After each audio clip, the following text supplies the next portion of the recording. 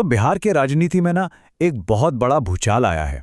दशकों से सत्ता में रहे एक नेता ने पद छोड़ दिया है और अब एक बिल्कुल नया अध्याय शुरू हो रहा है। आज हम इसी बड़े बदलाव को समझने की कोशिश करेंगे, जिसने भारत के सबसे ज्यादा आबादी वाले राज्यों में से एक की दिशा ही बदल दी है। देखिए, ये सिर्फ किसी एक नेता के जाने की बात नहीं है। ये एक पूरे दौर का, एक पूरे युग का अंत है, जिसने बिहार की राजनीति को दशकों तक एक शक्ल दी। नीतीश कुमार का नाम तो जैसे बिहार का पर्याय बन गया था, और अब उनके जाने से सत्ता के एक बहुत बड़े हस्तांतरण के लिए मंच तैयार हो गया है। और यही वो सवाल है जो आज लाखों लोगों के मन में है। तो चलिए इस पूरी पहेली के टुकड़ों को एक एक करके सुलझाते हैं। आइए सबसे पहले इस बदलाव के केंद्र में जो व्यक्ति हैं उनसे शुरू करते हैं। तो पहला अध्याय, नीतीश कुमार युग का अंत। बिहार की सियासत पर लगभग 2 दशकों तक हावी रहने वाले नीतीश कुमार के पद से हटने के साथ ही ये नया दौर शुरू होता है। नीतीश कुमार का कार्यकाल कितना लंबा और असरदार रहा है, ये आपको इस टाइमलाइन को देखकर साफ हो जाएगा। सोचिए, साल 2000 में सिर्फ 7 दिनों के छोटे से कार्यकाल से लेकर कई गठबंधनों को लीड करने तक उन्होंने बिहार के पॉलिटिकल लैंडस्केप को डिफाइन किया है। यही वजह है कि उनका राज्यसभा जाना सिर्फ एक पर्सनल मूव नहीं है, बल्कि ये राज्य के लिए एक बहुत बड़ा टर्निंग पॉइंट है। 15 अप्रैल 2026 ये तारीख बिहार की सियासत के इतिहास में हमेशा याद रखी जाएगी। इसी दिन नीतीश कुमार ने आधिकारिक तौर पर मुख्यमंत्री पद से इस्तीफा दिया और राज्य की राजनीति से निकलकर राष्ट्रीय मंच पर कदम रखा। तो नीतीश कुमार के जाने के साथ ही रास्ता साफ हो गया सम्राट चौधरी के लिए, और उनका मुख्यमंत्री बनना सिर्फ एक लीडरशिप चेंज नहीं है, ये बिहार के लिए एक ऐतिहासिक मील का पत्थर है। कैसे? चलिए आगे देखते हैं। और ये है वो नया चेहरा, सम्राट चौधरी, जो अब बिहार के 24वें मुख्यमंत्री के तौर पर कमान संभाल रहे हैं। उन पर राज्य को एक नए युग में ले जाने की एक बहुत भारी जिम्मेदारी है। सम्राट चौधरी का मुख्यमंत्री बनना एक बहुत बड़ा पॉलिटिकल शिफ्ट है। ऐसा पहली बार हुआ है कि भारतीय जनता पार्टी मतलब बीजेपी का कोई नेता बिहार में इस टॉप पोस्ट पर पहुंचा है, जो राज्य की पारंपरिक राजनीतिक समीकरणों में एक जबरदस्त बदलाव का संकेत है।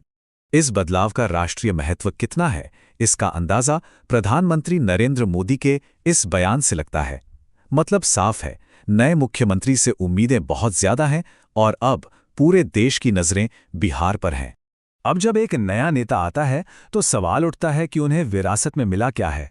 ये सिर्फ एक पद नहीं है, बल्कि नीतीश कुमार की जो महत्वाकांक्षी विकास योजनाएं हैं, जिन्हें 7 निश्चय के नाम से जाना जाता है, उन्हें आगे बढ़ाने की जिम्मेदारी भी मिली है।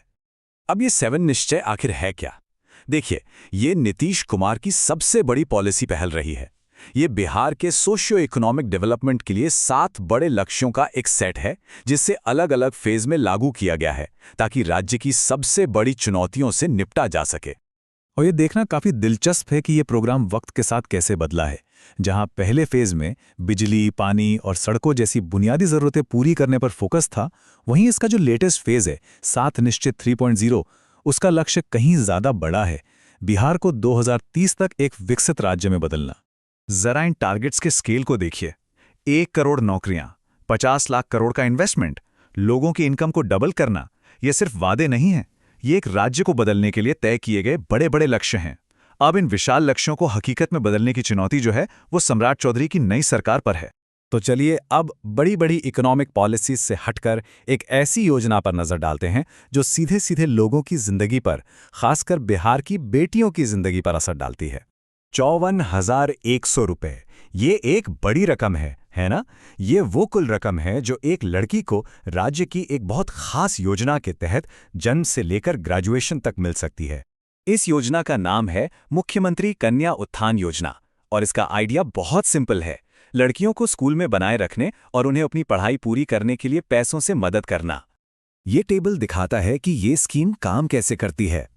जन्म से लेकर ग्रेजुएशन तक हर जरूरी पड़ाव पर फाइनेंशियल मदद दी जाती है। लेकिन देखिए, ये सिर्फ पैसों की बात नहीं है। ये बाल विवाह जैसी सामाजिक बुराइयों से लड़ने और ये पक्का करने की कोशिश है कि बिहार की हर बेटी को अपनी पूरी क्षमता तक पहुंचने का मौका मिले। तो इन सभी बातों को एक साथ जोड़कर देखें तो बिहार के भविष्य की तस्वीर कैसी दिखती है। तो कहानी का सार यही है, लीडरशिप में बदलाव तो हुआ है, लेकिन विकास का जो सफर है उसे जारी रखने पर पूरा फोकस है। नई सरकार को पुरानी सरकार द्वारा तय किए गए बड़े लक्ष्यों को ही आगे बढ़ाना है। और यही वो बड़ा सवाल है जिस पर बिहार का भविष्य टिका है। एक नए नेता और एक स्थापित रोडमैप के साथ क्या राज्य अपने इन बड़े लक्ष्यों को हासिल कर सकता है और भारत के विकसित राज्यों की लिस्ट में शामिल हो सकता है? खैर, इसका जवाब तो वक्त ही बताएगा, लेकिन एक बात तो पक्की है, पूरे देश की नज़रें बिहार पर टिकी हैं।